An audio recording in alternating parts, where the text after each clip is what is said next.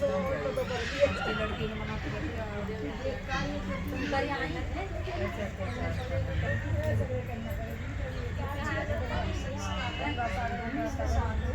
बच्चों आ जाओ।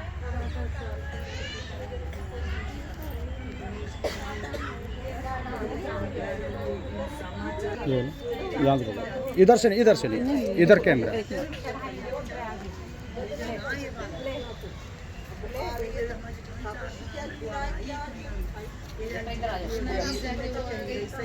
ये आप फोटो 31 तारीख को 2 मिनट लूंगा आप। गुड़िया हटना, गुड़िया हटो बेटा। 31 तारीख को नूह में जो हमारी हिंदुओं की यात्रा गई थी, वहाँ पर नलहड़ महादेव मंदिर और झेर महादेव मंदिर है और श्रृंगार मंदिर है। इसी तरह के और 2 मंदिर हैं जो 5000 साल पुराने हैं, जो शंकर जी से, भगवान कृष्ण से जुड़े हुए हैं। वो उनमें उन दिनों में पांडवों ने जब वनवास गए थे तो उन्होंने शंकर जी की मंदिर की स्थापना की थी। वो लोग बिना शंकर जी की पूजा के अन्न जल ग्रहण नहीं करते थे, उनका सिद्धांत था। तो एक जगह से दूसरी जगह अगर जाते तो वो स्थापित करते थे, बैठ करके स्थापित, उनका नियम था। आप देखो, आप ये चीजें हमें सीखने की हैं। हमें अगर आध्यात्मिक ऊंचाइयां प्राप्त करनी है। आंटी आप थोड़ा आगे आ जाओ, थोड़ा सा। जो सांसारिक के कलयुग के कष्ट है, आ जाओगे इधर। हाँ बस बस बस। तो सीधा सिद्धांत है पूजा। लोग कहते हैं ना ढोंग, ढोंग नहीं है, आप किसी के बहकावे में नाम है। ये बहुत बड़ी शक्ति है, पूजा बहुत बड़ी शक्ति है। तो उन्हीं मंदिरों के दर्शन करने सावन के 3रे महीने में हर साल जाते हैं। मैं 3 बार पहले गया था सभी के साथ और अच्छी तरह से यात्रा की थी वहां पर, और अब 4थी बार में गया था 31 तारीख को। तो 31 तारीख को जब हम लोग वहाँ मंदिर से चले हैं यात्रा के लिए, नूह में सारे लोग इकट्ठे हुए थे नलहड़ महादेव मंदिर पर, और वहां से जब चले हैं तो 2-2.5 किलोमीटर 3 किलोमीटर के करीब जीट रोड पड़ता है मंदिर से। मंदिर थोड़ा पहाड़ के नीचे है।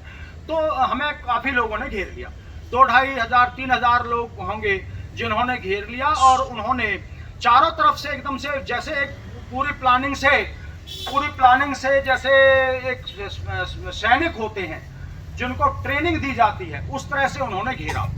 तो एक तो ये लोग ना समझें कि भाई ये इत्तेफाक था, इत्तेफाक नहीं था। देखो 2-2,500 आदमी का आना, फिर उनकी टीमें बनाना, उनकी पहले से प्लानिंग करना। तुम लाठी डंडे लेकर के जाओगे, तुम ईंट पत्थर लेके जाओगे, डंफर से उनके ठिकानों पर जगह जगह ईंट पत्थर पहुंचाना। आप समझे मेरी बात? और जिनको गन बंदूक फायर करना आता है उन लोगों को सेट करना कि तुम लोग यहाँ रहोगे ग्रुप में, तुम यहाँ रहोगे, तुम यहाँ रहोगे, और एक ही समय में हर जगह पर अटैक शुरू हो जाना। कुछ भक्त जो लोकल वहां के जाते हैं वो पिनगुआ रोड पर भी घेरे गए, उनको भी मारा गया, जान बचाई। अभी सारे डाटा मिले भी नहीं है कितने लोग वहां पर मरे हैं, क्योंकि कई ऐसी चीजें हैं, हम इन्होंने नेटवर्क बंद कर दिया सारा, और ये आप कम्युनिकेशन बंद कर दिया, और ये बोल दिया भी कोई ज्यादा बोलेगा वीडियो बना करके डालेगा तो लोग भटक ना जाएं। इसलिए सारे लोग, और जिनके घर में घटना हो गई वो तो बेचारे जाएं कहाँ, बताने किसको जाएं, उनको तो अपने ही दुख से कष्ट से नहीं है। तो हमारे बजरंगी जो भक्त जो गए थे, 8 लोगों का पता चला है अभी तक, और आगे कितने आते हैं भाई पता नहीं। 8 लोग शहीद हो चुके हैं वहां पर। अब हम लोग आज यहाँ उनको श्रद्धांजलि देने के लिए, जो हमारे वीर शहीद हुए हैं, जो धर्मपरायण लोग, एक प्रकार से वो संत के रूप में ही हैं। बजरंगी जो है ना, बजरंगी जो आप लोग सुनते हो, वो एक संत ही हैं। उनका आभूषण चाहे संतों का नहीं है, लेकिन उनकी भावनाएं बिल्कुल संतों जैसी हैं। तो उनका जो वहां पर कत्ल हुआ है और जो वो शहीद हुए हैं, उनमें से अभी सभी की फोटो मेरे को नहीं मिल पाई है। हमारे ये प्राची जी हैं और बलिदानी अभिषेक कुमार जी हैं, इनकी फोटो मेरे को मिल पाई है। तो इनके साथ ही हम लोग सभी जितने भी हमारे लोग शहीद हुए हैं, चाहे उनकी हमें जानकारी है नहीं है, उन सबको आज हम श्रद्धांजलि देने के लिए यहाँ पर इकट्ठे हुए हैं, ताकि एक मैसेज हम दें और आप लोग दूसरों को भी मैसेज दें कि हम लोग इस तरह की घटनाओं का विरोध करते हैं, इस तरह की घटनाओं का विरोध करते हैं। केवल घर में चुपचाप बैठ जाने से कुछ नहीं होता। अगर हम शारीरिक तौर से, मानसिक तौर से, धन से अगर देश की सेवा नहीं कर पाए तो कम से कम भावना से ही करें। जो लोग फ्रंट पर लड़ाई लड़ने के लिए बैठे हैं, जो लड़ाई लड़ने के लिए सभी की सुरक्षा के लिए जो लोग लगे हुए, कम से कम उनका धन्यवाद ही कर दें, कम से कम 2 शब्द उनके लिए बोल दें कि भाई आप अच्छा कर रहे हो। चलो हमारी बस की नहीं है, जो कर रहे हैं वो तो ठीक कर रहे हैं, कम से कम आप इतना भी अगर समाज के लोग बोल दें तो उन लोगों का मनोबल बढ़ जाता है। वैसे जीत हमारी होगी, जीत सनातनियों की होगी। सनातनियों के विरुद्ध जितने भी ग्रुप हैं, जो भी लोग हैं, एक दिन वो हारेंगे पक्का। एक सिद्धांत है, कुदरत का सिद्धांत है, क्योंकि धर्म जीतता है, धर्म जीतता है, अधर्म हारेगा ही। अप डाउन होता है, ऊंच नीच होता है, झटके लगते हैं, लेकिन लास्ट में धर्म जीतता है। इसलिए यह बात पक्की है कि हम जीतेंगे, कुर्बानी चाहे कितनी देनी पड़े। तो अभी आह्वान नहीं आया, अगर लोग दोबारा से भी जाएंगे तो लोग दोबारा से उस यात्रा को पूरी करने के लिए तैयार बैठे हैं। वो सब कह रहे हैं कि बताइए कब आना है, जितनी कुर्बानियां देनी हो देंगे धर्म के लिए। क्योंकि अगर हमारे मंदिर और ये जो धर्म के स्थान नहीं रहे तो हमें संस्कार कौन देगा? आप जरा सोचो, अगर आज ये मंदिर नहीं होता आपके पड़ोस में नजदीक, आप लोगों का ये मंदिर जो आप लोग दिन रात मेहनत करके जो भी अपना अपना सब लोग योगदान दे करके इसको बना रहे हो, कर रहे हो, तो अगर ये नहीं होता तो क्या इतनी धार्मिक भावनाएं आपके अंदर आ पाती? नहीं आ पाती। एक दूसरे को देख करके फर्क पड़ता है। पहले 4 भक्त आते थे, फिर 6 आने लगे, 10 आने लगे, 20 आने लगे, फिर हमारे बच्चे आने लगे, ये ननिहाल आने लगे। इनको भी तो संस्कार मिलेगा कि नहीं मिलेगा? इन सबकी क्या जरूरत है? बहुत ज्यादा जरूरत है। आप धन कमा लीजिए, मान लीजिए इन सबको नहीं मानो, धन कमा लो, धन कमाने के बाद मान लीजिए गलत रास्ते पर चला गया तो बहुत ज्यादा धन हो गया, अमेरिका उड़ के चला गया तो, और वहां जाके 4 शादी कर ली तो कोई सिद्धांत नहीं है, धर्म नहीं है, कोई ईमान नहीं है, संस्कृति नहीं है, तो क्या करोगे धर्म का? बहुत अच्छे पैसे कमा करके माँ बाप को छोड़ जाते हैं, बुजुर्गों को यहाँ, और विदेश भाग जाते हैं, तो क्या कर लोगे फिर? क्या करना है ऐसे धन का? क्या करना है ऐसी औलाद का? आप समझ रहे मेरी बात? ये सारी चीजें कौन सिखाएगा? माँ बाप की सेवा करनी कौन सिखाएगा? यही क्षेत्र सिखाएगा, धर्म का क्षेत्र। आप समझ रहे मेरी बात? हमारे जितने भी देवता हैं उन सब ने यही सिखाया है कि धर्म के रास्ते पर चलो, मरने से मत डरो।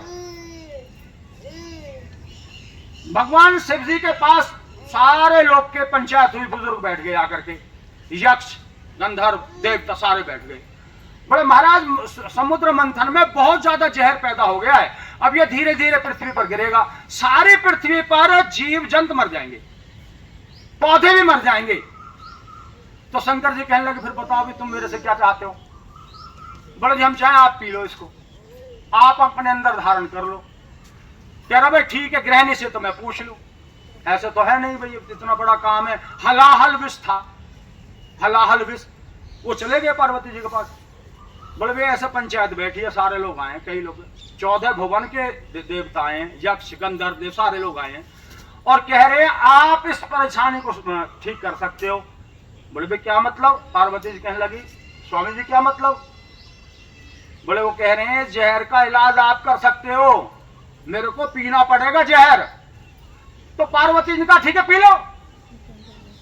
तो शंकर जी कहने लगे हद होगी, एक बार भी नहीं सोचा, और मेरा क्या होगा, मैं इतना जहर पी लूंगा।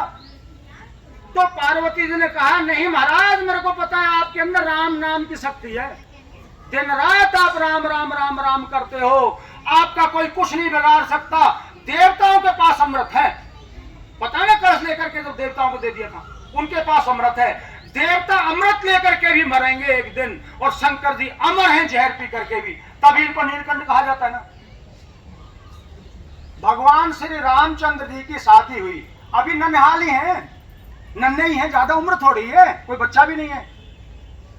वनवास जाना पड़ गया। उन्होंने सोचा क्या हमारा क्या होगा? जो राजा के बेटे, उनके तो दुश्मन थे दुनिया भर के, रावण खुद दुश्मन था, वो हमेशा सीआईडी लगा के रखता था, किस तरह से इनको अपदस्थ किया जाए, किस तरह से इनको परास्त किया जाए। उसकी सेना हमारे कर्नाटक, केरल, असम यहां तक घुस बैठी थी। उन दिनों में जब सब डरते थे कि रावण ना जाए, बहन बेटियों को छुपा के रखते थे, उन दिनों में उसको वनवास हो गया, चल दिए। सेना मांगी नहीं, रथ मांगा नहीं, कोई बॉडीगार्ड नहीं, कोई सुविधा नहीं, तीनों चल दिए। भगवती सीता जी को कहा आप तो घर में रह लो, सासू की सेवा कर लेना। बोले नहीं, शरीर छोड़ करके प्राण दे दूंगी, मैं तो आपके साथ रहूंगी। मेरे तो वन ही सास ससुर हैं। उन्होंने सोचा क्या कि हमारा क्या होगा, हमारे तो दुनिया दुश्मन है। बड़े लोगों के दुश्मन होते हैं कि नहीं होते हैं? लेकिन वो गए, वहां सेना बनाई और लास्ट में जीते। क्यों? क्योंकि उन्होंने धर्म को धारण किया था। मैं जो आपसे कहना चाहता हूं, जो आदमी धर्म को धारण करता है उसके जीवन में थोड़ा बहुत कष्ट जरूर आते हैं, वो अंत में जीतता है। अगर महाभारत की कथा आप देखें, पांडवों ने धर्म रखने के लिए वचन दे दिया, भाई ठीक है हार जाएंगे तो हम वनवास ले लेंगे। 12 साल वन में रहे और 1 साल गुप्तवास रहा। क्या रहा उनके पास? क्या था बताओ? कुछ भी नहीं था, भूखे प्यासे मरते थे, जंगलों में जाते थे। उसके बाद नियम था कि शंकर जी की स्थापना करके ही हम लोग अन्न जल ग्रहण करेंगे। अन्न जल ग्रहण नहीं करते थे, अपने नियम के इतने पक्के थे, तब जाकर के वो सिद्धियां और साधनाएं मिलती हैं। अर्जुन खुद इस भौतिक शरीर से इंद्रलोक पहुंच गए थे, साधना के बल पर तो पहुंचे थे। तो इतने धर्म को धारण करने के बाद और इस तरह की चीजों को अपनाने के बाद, अपदस्थ होने के बाद, सब कुछ लुट जाने के बाद उन्होंने युद्ध जीता। उनकी सेनाएं भी छोटी थी, उनके पास शासन और सत्ता नहीं थी, राज नहीं था। जंगलों से ही तो आए थे, वनवास पूरा हुआ और अपना मैसेज भेजा। कृष्ण जी गए, भाई दे दो इनको। बोले कैसे दे देंगे भाई? बोले ठीक है, परिवार में झगड़ा नहीं होगा, 5 गांव दे दो। 5 भाई है, 5 गांव दे दो, खा कमा लेंगे बच्चे। बोले सुई की नोक के बराबर ना दूंगा। क्यों? अहंकार था, सेना बहुत बड़ी थी, बड़े बड़े बलशाली थे उनके अंदर। भीषम पितामह है कि अपनी मर्जी थी जब वो शरीर छोड़ेगा, इतनी ताकत थी उन लोगों के अंदर। अश्वत्थामा आज भी इस पृथ्वी पर विचरता है। बताओ कितने बड़े, जिनका अपने हाथ में थी मृत्यु, जब चाहेंगे जब शरीर छोड़ेंगे, उनके खिलाफ लड़ना। लेकिन जीते। क्यों जीते? धर्म उनके साथ था। तो मैं ये कह रहा हूं कि धर्म जिनके साथ होता है वो लास्ट में विजय प्राप्त करते हैं। हम लोग अपने धर्म से, ईमान से, हिंदू जो संस्कृति को अपनाने वाले लोग हैं, वो हम अपने मंदिरों में जा रहे थे। बताओ हमने क्या किया, गलत किया था? क्या हम अपने मंदिरों में नहीं जाएंगे? तो उनका मनोबल बढ़ाना। और हमारे 8 वीर शहीद हुए हैं, ऐसा अब तक पता चला है।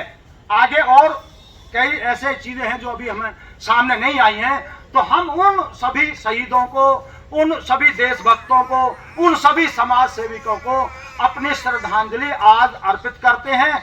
आप सब खड़े हो बारी बारी से और 2-2 फूल अर्पण करते हुए परमात्मा से प्रार्थना करते हैं कि इनको सद्गति मिले, अपने चरणों में स्थान दे और ये हमें और ताकत दें, और ताकत दें, ताकि हम धर्म के रास्ते पर और मजबूती से आगे बढ़ें।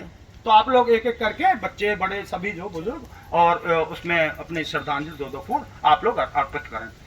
आप सबका धन्यवाद। एक एक करके हाँ, एक एक करके। जय श्री राम। एक बार 1 मिनट देखना जरा। ऐसे नहीं, सामने हो जाओ, सामने से दे दो, आप ले लो, आप कर लो। आप देखो एक एक करके बन गया यार। हाँ हाँ,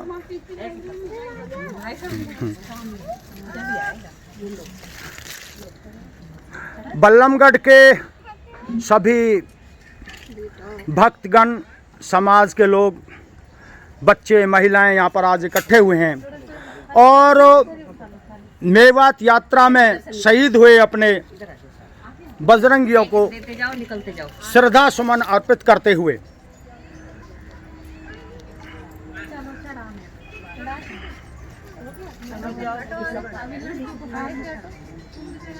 एक एक करके चढ़ाते जाओ और इधर से निकलते जाओ।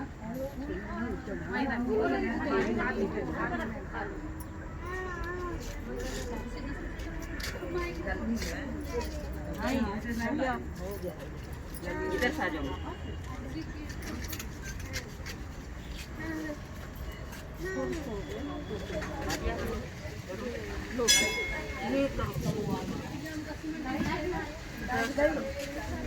नन्हे नन्हे बच्चे भी अपने श्रद्धा सुमन अर्पित करने इन वीरों के पास आए हैं।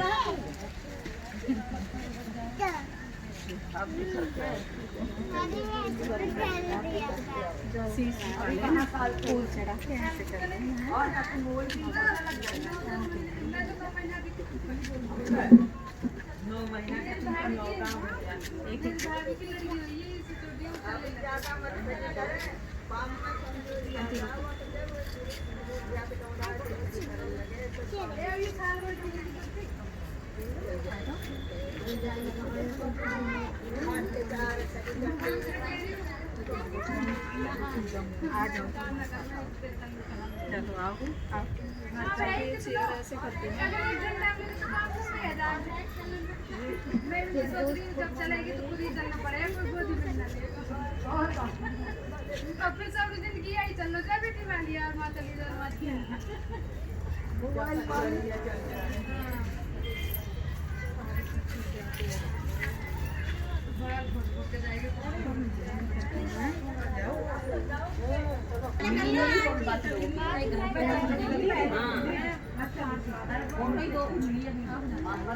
हाँ